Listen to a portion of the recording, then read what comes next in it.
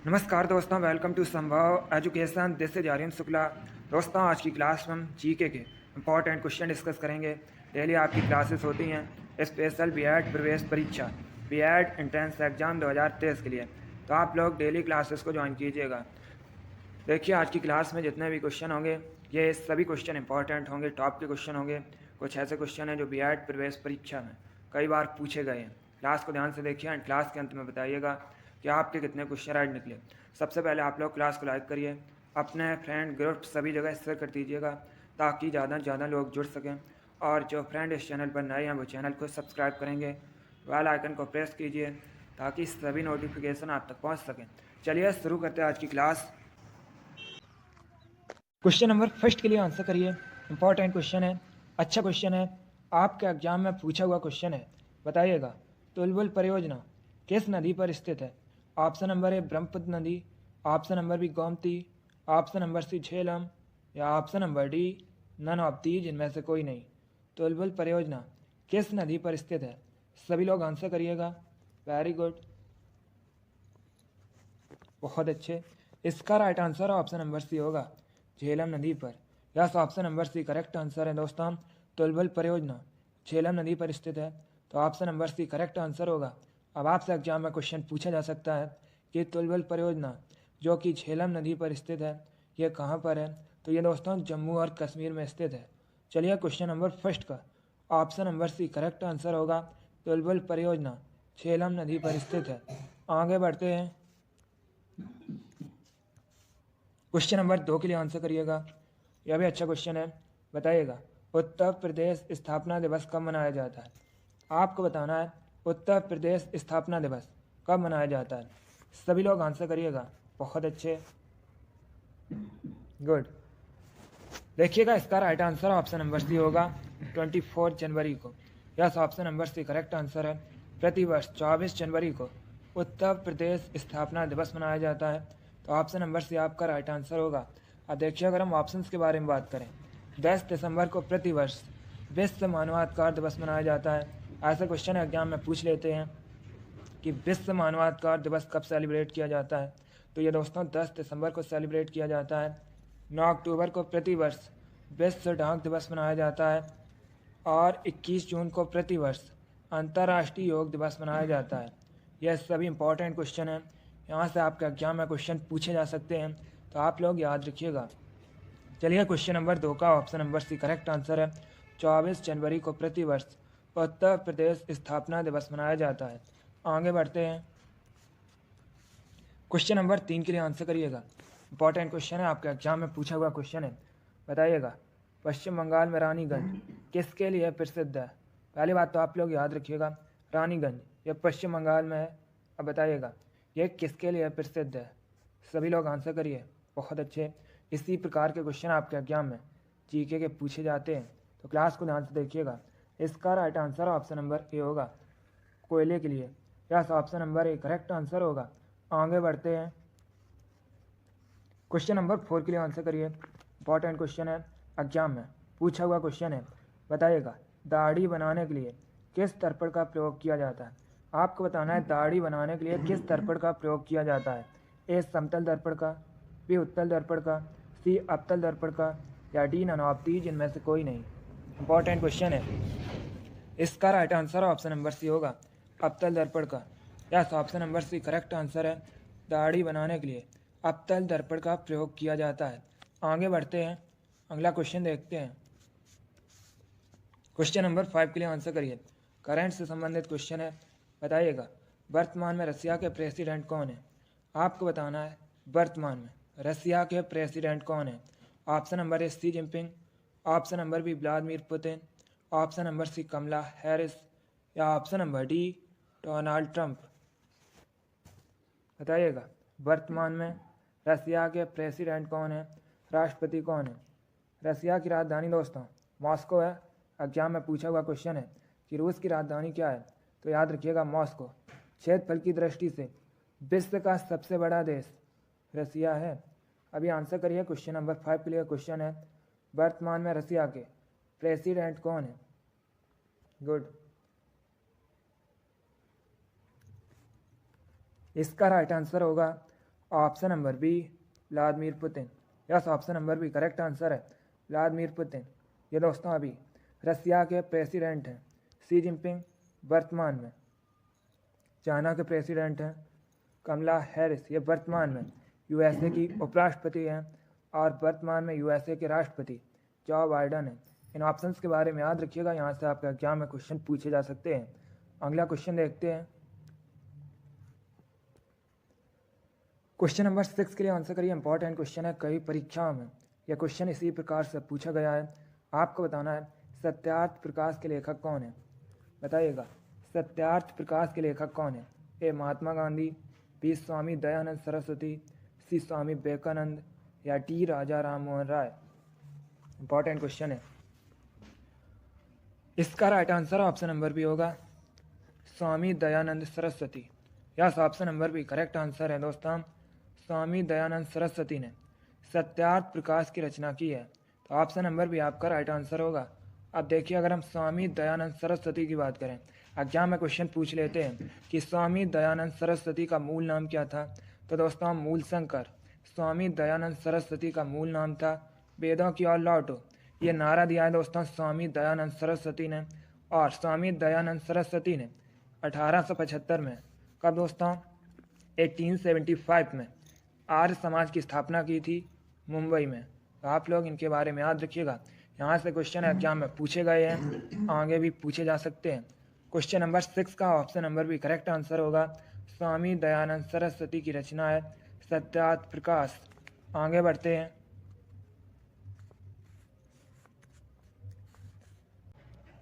Question number 7 के लिए answer करिए। आपको बताना है स्पेन की मुद्रा क्या है।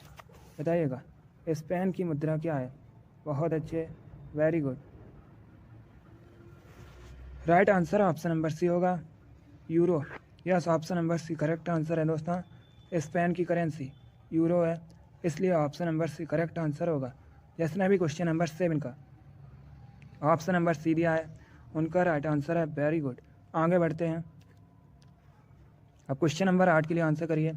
ये भी इंपॉर्टेंट क्वेश्चन है, अच्छा क्वेश्चन है। आपको बताना है उजनी डैम ये किस राज्य में स्थित है। बताइएगा उजनी डैम किस राज्य में स्थित है। इंपॉर्टेंट क्वेश्चन है, पहले ऑप्शन को पढ़िए उसके बाद आंसर करिएगा। इसका right answer option number D होगा महाराष्ट्र में। Yes, option number D correct answer है दोस्तों। उजनी डैम ये महाराष्ट्र में स्थित है, इसलिए option number D correct answer होगा। अब यहाँ पर आपसे एग्जाम में क्वेश्चन पूछे जा सकते हैं कि उजनी डैम ये किस नदी पर है, तो आप लोग याद रखिएगा दोस्तों ये भीमा नदी पर है। इसीलिए इस डैम को भीमा डैम के नाम से भी जाना जाता है, भीमा बांध के नाम से भी दोस्तों इसे जाना जाता है, और भीमा सिंचाई परियोजना के नाम से भी इसी को जाना जाता है। तो आप लोग याद रखिएगा उजनी डैम महाराष्ट्र में है। चलिए क्वेश्चन नंबर 8 का option number D correct answer है, ये भीमा नदी पर है। आगे बढ़ते हैं। क्वेश्चन नंबर 9 के लिए आंसर करिए। बताइएगा दुर्गापुर कहाँ पर है। आपको बताना है दुर्गापुर ये किस राज्य में है। ए उड़ीसा में, बी पश्चिम बंगाल में, सी बिहार में या डी झारखंड में। इसका right answer option number B होगा वेस्ट बंगाल में। Yes, option number B correct answer है। दुर्गापुर पश्चिम बंगाल में है, इसलिए option number B correct answer होगा। आगे बढ़ते हैं। क्वेश्चन नंबर 10 के लिए आंसर करिए। यह भी अच्छा क्वेश्चन है। बताइएगा किस शहर को विश्व में चमड़े के शहर के रूप में भी जाना जाता है। आपको बताना है किसे चमड़े के शहर के रूप में भी जाना जाता है। इनमें से ए कानपुर को, बी कोलकाता को, सी लखनऊ को या डी लुधियाना को। आंसर करिएगा। इसका right answer option number A होगा Kanpur. Yes, option number A correct answer है दोस्तों। कानपुर को चमड़े के शहर के रूप में भी जाना जाता है, इसलिए option number A correct answer है। कानपुर के साथ ही दोस्तों आगरा और चेन्नई ये भी चमड़े के उद्योग के लिए प्रसिद्ध हैं। चलिए क्वेश्चन नंबर 10 का option number A correct answer होगा। बहुत अच्छे दोस्तों, वेरी गुड। क्वेश्चन नंबर 11 के लिए आंसर करिए। अब आपको बताना है हैदराबाद किस नदी के किनारे स्थित है। बताइएगा हैदराबाद किस नदी के किनारे स्थित है। ए कृष्णा, बी मूसी, सी लूनी या डी तुंगभद्रा। आपको बताना है हैदराबाद किस नदी के किनारे स्थित है। दोस्तों एग्जाम में क्वेश्चन पूछा जाता है कि बेगमपेट हवाई अड्डा ये कहाँ पर है। यह हैदराबाद में स्थित है। और एक क्वेश्चन एसएससी जीडी की परीक्षा में पूछा हुआ क्वेश्चन है कि राष्ट्रीय ग्रामीण विकास संस्थान कहाँ पर है। तो ये भी दोस्तों हैदराबाद में है। अब आप लोग बताइएगा हैदराबाद किस नदी के किनारे स्थित है। बहुत अच्छे, इसका right answer option number B होगा Musi. Yes, option number B correct answer है। हैदराबाद मूसी नदी के किनारे स्थित है। बहुत अच्छे, अगला क्वेश्चन देखते हैं। क्वेश्चन नंबर 12 के लिए आंसर करिए। बताइएगा ऋषिकेश किस नदी के किनारे स्थित है। ऋषिकेश उत्तराखंड में है। अब आपको बताना है किस नदी के किनारे स्थित है। गुड, इसका right answer option number A होगा Ganga. Yes, option number A correct answer है दोस्तों। ऋषिकेश गंगा नदी के किनारे बसा है, इसलिए option number A correct answer होगा। बहुत अच्छे दोस्तों, इसी प्रकार से आप लोग आंसर करिए। वेरी गुड, आगे बढ़ते हैं। क्वेश्चन नंबर 13 के लिए आंसर करिए। आपको बताना है कन्नौज किस नदी के किनारे स्थित है। कन्नौज को भारत में इत्र नगरी के नाम से भी जाना जाता है। कई बार ये क्वेश्चन पूछा भी गया है कि किस शहर को इत्र नगरी के रूप में जाना जाता है, तो याद रखिएगा कन्नौज को। कन्नौज उत्तर प्रदेश में है। अब आपको बताना है ये किस नदी के किनारे स्थित है। Option number A Brahmaputra, option number B Narmada, option number C Ganga या ऑप्शन नंबर डी यमुना। सभी लोग क्वेश्चन नंबर 13 के लिए आंसर करिए। कन्नौज शहर किस नदी के किनारे बसा है। Right answer option number C होगा Ganga. Yes, option number C correct answer है दोस्तों। कन्नौज गंगा नदी के किनारे बसा है। आगे बढ़ते हैं। क्वेश्चन नंबर 14 के लिए आंसर करिए। आपको बताना है डिब्रूगढ़ ये किस नदी के किनारे स्थित है। डिब्रूगढ़ दोस्तों असम का शहर है। बताइएगा किस नदी के किनारे स्थित है। Option number A Chambal, option number B Brahmaputra, option number C है मांडवी या ऑप्शन नंबर डी हुगली। सभी लोग आंसर करिए क्वेश्चन नंबर 14 के लिए। Right answer option number B होगा Brahmaputra. Yes, option number B correct answer है दोस्तों। डिब्रूगढ़ ये ब्रह्मपुत्र नदी के किनारे बसा है, इसलिए option number B correct answer होगा। अभी मैंने आपको बताया था गुवाहाटी ये भी दोस्तों ब्रह्मपुत्र नदी के किनारे बसा है। कोटा चंबल नदी के किनारे बसा है।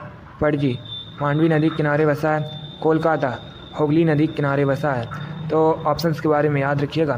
क्वेश्चन नंबर 14 का ऑप्शन नंबर भी करेक्ट आंसर होगा। अब क्वेश्चन नंबर 15 के लिए आंसर करिए। आपको बताना है उज्जैन किस नदी के किनारे बसा है। उज्जैन मध्य प्रदेश में है। उज्जैन का प्राचीन नाम दोस्तों एग्जाम में कई बार पूछा गया है कि उज्जैन का प्राचीन नाम क्या है, तो उज्जैन का प्राचीन नाम अवंतिका है। अब आप लोग बताइएगा उज्जैन किस नदी के किनारे बसा है। एक क्वेश्चन और पूछा जाता है एग्जाम में कि महाकालेश्वर मंदिर कहाँ पर है, तो महाकालेश्वर मंदिर दोस्तों उज्जैन में है। चलिए क्वेश्चन नंबर 15 के लिए आंसर करिए। उज्जैन किस नदी के किनारे बसा है। Good, right answer option number A होगा क्षिप्रा या सिप्रा, एक ही बात है दोस्तों। उज्जैन क्षिप्रा नदी के किनारे बसा है, इसलिए option number A correct answer है। बहुत अच्छे, गुड। अगला क्वेश्चन देखते हैं। क्वेश्चन नंबर 16 के लिए आंसर करिएगा। क्वेश्चन है दोस्तों साइंस से संबंधित है। आपको बताना है आवृत्ति का एसआई मात्रक क्या है। बताइएगा आवृत्ति का एसआई मात्रक क्या है।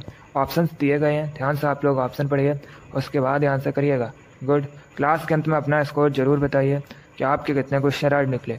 इसका right answer option number C होगा hertz. Yes, option number C correct answer है दोस्तों। हर्ट्ज आवृत्ति का एसआई मात्रक है, इसलिए option number C correct answer होगा। क्वेश्चन नंबर 16 का option number C correct answer है। वेरी गुड, बहुत अच्छे। आगे बढ़ते हैं। क्वेश्चन नंबर 17 के लिए आंसर करिए। क्वेश्चन है दोस्तों किसे सफ़ेद सोना कहा जाता है। आपको बताना है सफ़ेद सोना किसे कहा जाता है। ऑप्शन नंबर ए प्लेटिनम को, ऑप्शन नंबर बी बॉटो को, ऑप्शन नंबर सी मरकरी को या ऑप्शन नंबर डी ब्रोमीन को। बताइएगा किसे सफ़ेद सोना वाइट गोल्ड कहा जाता है। चलिए क्वेश्चन नंबर 17 के लिए आंसर करिएगा। इसका right answer option number A होगा प्लेटिनम को। Yes, option number A correct answer है। प्लेटिनम को सफ़ेद सोना वाइट गोल्ड कहा जाता है। क्वेश्चन नंबर 17 का option number A correct answer है। आगे बढ़ते हैं। क्वेश्चन नंबर 18 के लिए आंसर करिए। ये भी इंपॉर्टेंट क्वेश्चन है। ये भी क्वेश्चन आपके एग्जाम में कई बार इसी प्रकार से पूछा हुआ क्वेश्चन है। आपको बताना है दोस्तों मनुष्य के शरीर में सबसे लंबी हड्डी कौन सी होती है। बताइएगा मनुष्य के शरीर में जो सबसे लंबी हड्डी होती है उसका नाम क्या है। चलिए क्वेश्चन नंबर 18 के लिए आंसर करिए। ध्यान से ऑप्शन पढ़ लीजिए, उसके बाद आंसर करिएगा। आपको बताना है मनुष्य के शरीर में सबसे लंबी हड्डी कौन सी होती है। इसका right answer option number D होगा femur. Yes, option number D correct answer है दोस्तों। मनुष्य के शरीर में सबसे लंबी हड्डी फीमर होती है, इसलिए option number D correct answer है। ये दोस्तों मनुष्य के जांघ में होती है। अब अगर आपसे एग्जाम में पूछा जाए मनुष्य के शरीर में सबसे छोटी हड्डी का नाम क्या है, तो दोस्तों स्टेपिस। ये मनुष्य के शरीर की सबसे छोटी हड्डी है। ये कहाँ पर होती है, ये दोस्तों कान में होती है। तो आप लोग इनके बारे में याद रखिएगा, इन क्वेश्चन के बारे में। यहाँ से आपके एग्जाम में क्वेश्चन पूछे जा सकते हैं। अगर आपसे पूछा जाए मनुष्य के शरीर के सबसे लंबी हड्डी का नाम क्या है, तो याद रखिएगा फीमर है। ये दोस्तों मनुष्य के जांघ में होती है। और अगर आपसे पूछा जाए मनुष्य के शरीर में सबसे छोटी हड्डी का नाम क्या है, तो याद रखिएगा स्टेपिस। ये दोस्तों मनुष्य के कान में होती है। चलिए इतना आप लोग याद रखिएगा। क्वेश्चन नंबर 18 का option number D correct answer है। आगे बढ़ते हैं। क्वेश्चन नंबर 19 के लिए आंसर करिए। आपको बताना है गौतम बुद्ध के गुरु कौन थे। गौतम बुद्ध, इन्होंने दोस्तों बौद्ध धर्म की स्थापना की थी। अब आपको बताना है गौतम बुद्ध के गुरु कौन थे। एक क्वेश्चन आपके एग्जाम में पूछा गया था कि बौद्ध धर्म को ग्रहण करने वाली पहली महिला कौन थी, तो याद रखिएगा गौतमी दोस्तों बौद्ध धर्म को ग्रहण करने वाली पहली महिला थी। अब यहाँ पर आप लोग आंसर करिए। आपको बताना है गौतम बुद्ध के गुरु कौन थे। Right answer option number C होगा Alara Kalama. Yes, option number C correct answer है। आलार कलाम ये गौतम बुद्ध के गुरु थे। क्वेश्चन नंबर 19 का option number C correct answer है। आगे बढ़ते हैं। क्वेश्चन नंबर 20 के लिए आंसर करिए। क्वेश्चन है दोस्तों प्रमुख लोक कला साथिया का संबंध किस राज्य से है। आपको बताना है साथिया ये दोस्तों प्रमुख लोक कला है, इसका संबंध किस राज्य से है। ऑप्शन नंबर ए महाराष्ट्र से, ऑप्शन नंबर बी बिहार से, ऑप्शन नंबर सी झारखंड से, या ऑप्शन नंबर डी गुजरात से। तो इसका राइट आंसर क्या होगा। Correct answer option number D होगा गुजरात से। Yes, option number D correct answer है। प्रमुख लोक कला साथिया का संबंध गुजरात से है। आगे बढ़ते हैं। क्वेश्चन नंबर 21 के लिए आंसर करिए। आपको बताना है वनस्पति विज्ञान का पिता किसे कहा जाता है। चलिए क्वेश्चन नंबर 21 के लिए आंसर करिएगा। बताइएगा वनस्पति विज्ञान का पिता किसे कहा जाता है। गुड, इसका right answer option number D होगा Theophrastus. Yes, option number D correct answer है। थियोफ्रेस्टस को वनस्पति विज्ञान का पिता या वनस्पति विज्ञान का जनक कहा जाता है। क्वेश्चन नंबर 21 का option number D correct answer होगा। आगे बढ़ते हैं। अब आंसर करिए क्वेश्चन नंबर 22 के लिए। आपको बताना है वर्तमान में हरियाणा के मुख्यमंत्री कौन है। बताइएगा वर्तमान में हरियाणा के मुख्यमंत्री कौन है। सभी लोग आंसर करिए क्वेश्चन नंबर 22 के लिए। गुड, इसका राइट आंसर होगा option number B Manohar Lal Khattar. Yes, option number B correct answer है दोस्तों मनोहर लाल खट्टर। ये वर्तमान में हरियाणा के चीफ मिनिस्टर हैं, इसलिए ऑप्शन नंबर भी करेक्ट आंसर होगा। शिवराज सिंह चौहान ये दोस्तों वर्तमान में मध्य प्रदेश के मुख्यमंत्री हैं। पुष्कर सिंह धामी ये वर्तमान में उत्तराखंड के मुख्यमंत्री हैं। और योगी आदित्यनाथ अभी मैंने आपको बताया था ये उत्तर प्रदेश के मुख्यमंत्री हैं। क्वेश्चन नंबर 22 का ऑप्शन नंबर भी करेक्ट आंसर है। हरियाणा के वर्तमान में मुख्यमंत्री मनोहर लाल खट्टर है। आगे बढ़ते हैं। क्वेश्चन नंबर 23 आपके सामने है। इंपॉर्टेंट क्वेश्चन है। आपको बताना है भारत के किस राज्य को मसालों का बगीचा कहते हैं। आपको बताना है भारत में किस राज्य को मसालों का बगीचा कहा जाता है। ए आंध्र प्रदेश को, बी केरल को, सी तमिलनाडु को, या डी उत्तराखंड को। गुड, इसका right answer option number B होगा केरल को। Yes, option number B correct answer है। केरल को भारत में मसालों का बगीचा कहा जाता है, इसलिए option number B correct answer है। एक क्वेश्चन आपके एग्जाम में पूछा गया था, मैंने भी आपको ये क्वेश्चन कई बार बताया है कि केरल की ऑफिशियल लैंग्वेज क्या है। ये क्वेश्चन आपके एग्जाम में पूछा हुआ क्वेश्चन है, तो आप लोग याद रखिएगा मलयालम दोस्तों केरल की ऑफिशियल लैंग्वेज है। क्वेश्चन नंबर 23 का ऑप्शन नंबर भी करेक्ट आंसर है। केरल को भारत में मसालों का बगीचा कहा जाता है। अगला क्वेश्चन देखते हैं। क्वेश्चन नंबर 24 आपके सामने है। बताइएगा गीता रेस पुस्तक के लेखक कौन है। आपको बताना है गीता रेस नामक पुस्तक के लेखक कौन है। ए जवाहरलाल नेहरू, बी बाल गंगाधर तिलक, सी महात्मा गांधी, या डी सुभाष चंद्र बोस। आपको बताना है गीता रेस नामक पुस्तक किसके द्वारा लिखी गई है। बहुत अच्छे, इसका right answer option number B होगा Bal Gangadhar Tilak. Yes, option number B correct answer है दोस्तों। गीता रेस पुस्तक के लेखक बाल गंगाधर तिलक हैं।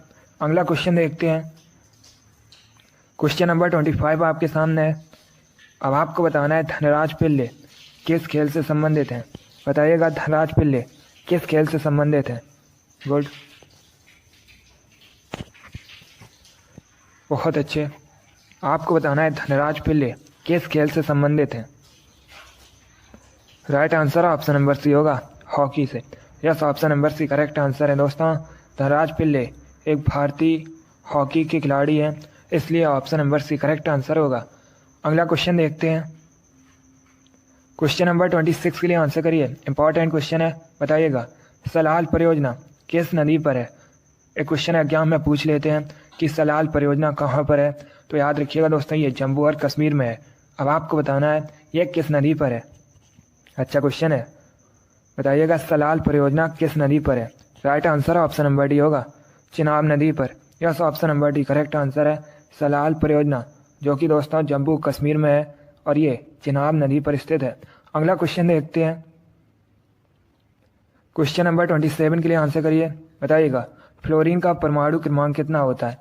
आपको बताना है फ्लोरीन की परमाणु संख्या कितनी होती है। पहली बात तो आप लोग याद रखिएगा, फ्लोरीन को दोस्तों एफ से रिप्रेजेंट किया जाता है। अब आपको बताना है फ्लोरीन की परमाणु संख्या कितनी होती है। वेरी गुड, बहुत अच्छे। इसका right answer option number C होगा 9। Yes, option number C correct answer है। फ्लोरीन की परमाणु संख्या 9 होती है। क्वेश्चन नंबर 27 का option number C correct answer है। आगे बढ़ते हैं। अब क्वेश्चन नंबर 28 के लिए आंसर करिए। आपको बताना है विश्व पर्यटन दिवस कब मनाया जाता है। बताइएगा विश्व पर्यटन दिवस कब मनाया जाता है। बहुत अच्छे। इसका right answer option number D होगा 27 सितंबर को। Yes, option number D correct answer है दोस्तों। प्रतिवर्ष 27 सितंबर को विश्व पर्यटन दिवस मनाया जाता है, इसलिए option number D correct answer होगा। अगला क्वेश्चन देखते हैं। क्वेश्चन नंबर 29 के लिए आंसर करिए। यह भी अच्छा क्वेश्चन है। आपको बताना है निम्न में से किस वेद में संगीत का वर्णन है। बताइएगा संगीत का वर्णन किस वेद में है।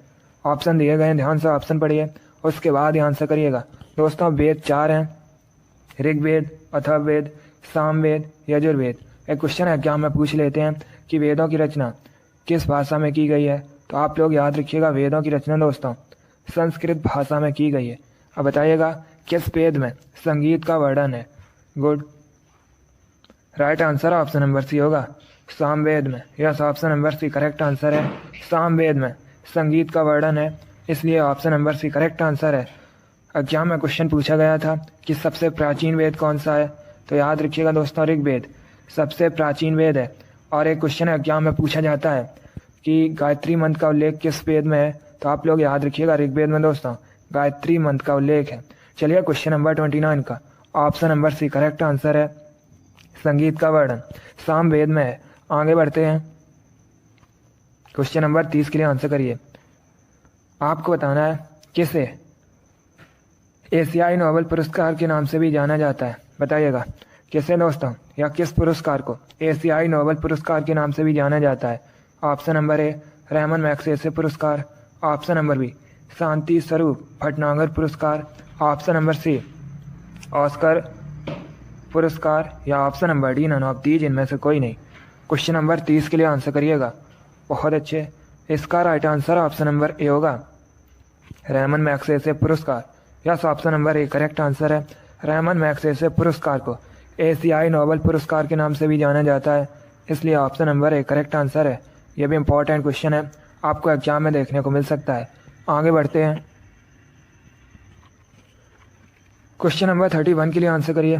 बताइएगा ओणम किस राज्य का प्रमुख त्यौहार है। आपको बताना है ओणम दोस्तों किस राज्य का मेन फेस्टिवल है। ए असम का, बी मिजोरम का, सी केरल का, या डी नागालैंड का। सभी लोग आंसर करिएगा। गुड, इसका right answer option number C होगा केरल का। Yes, option number C correct answer है दोस्तों। ओणम केरल का एक प्रमुख त्यौहार है, इसलिए option number C correct answer होगा।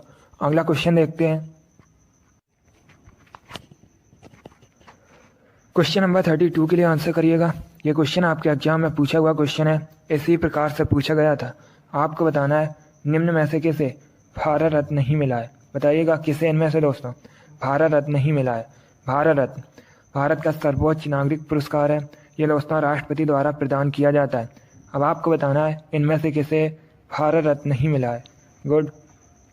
इसका right answer option number D होगा, सोनिया गांधी को। Yes, option number D correct answer है। इनमें से दोस्तों सोनिया गांधी को भारत रत्न नहीं मिला है, इसलिए option number D correct answer होगा। बाकी मोरारजी देसाई, गुलजारी लाल नंदा, राजीव गांधी, इनको भारत रत्न मिला है। क्वेश्चन नंबर 32 का option number D correct answer होगा, सोनिया गांधी को भारत रत्न नहीं मिला है। अगला क्वेश्चन देखते हैं। क्वेश्चन नंबर 33 आपके सामने है। बताइएगा गीत गोविंद के रचयिता कौन है। आपको बताना है गीत गोविंद इसके रचयिता कौन है। बहुत अच्छे, right answer option number B होगा, Jaidev. Yes, option number B correct answer है दोस्तों। जयदेव गीत गोविंद के रचयिता हैं, इसलिए option number B correct answer होगा।